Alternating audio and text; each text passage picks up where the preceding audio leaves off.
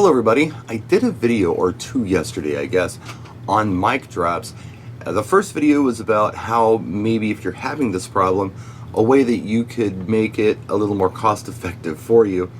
And I did another video talking about some of the responses I got that I didn't think were particularly great solutions for the mic drop problem.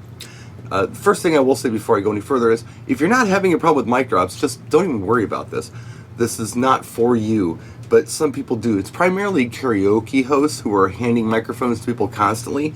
One individual in particular, which prompted me doing the video in the first place, had handed somebody an $800 microphone for karaoke in a bar. I would never do that. That just seems counterproductive to me.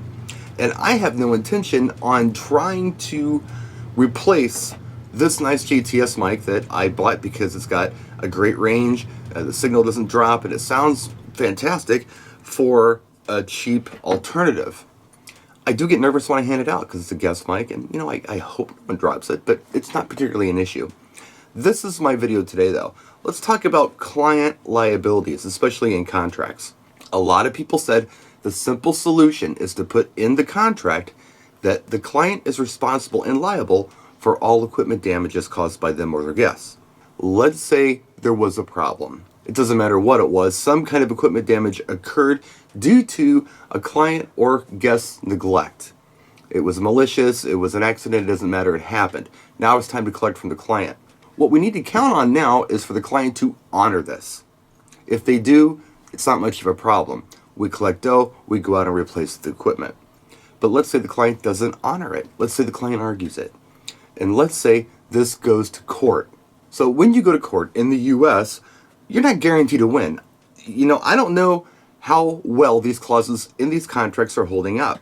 I've talked to some people who said that the only thing that holds up in a contract is the time you start, the time you end, and how much the client needs to pay you. Aside from that, it's all kind of gobbledygook. I've heard this from people. I don't know if it's true. Again, I'm not an attorney. I don't play one on TV, but I've heard this. So when you go to court, you're not guaranteed to win, even if it's in your contract. If you lose, well, you get nothing. And what is your client going to do? Give you a positive Yelp review? Recommend you to friends? You've just sued them. So that's not going to work out very well for you.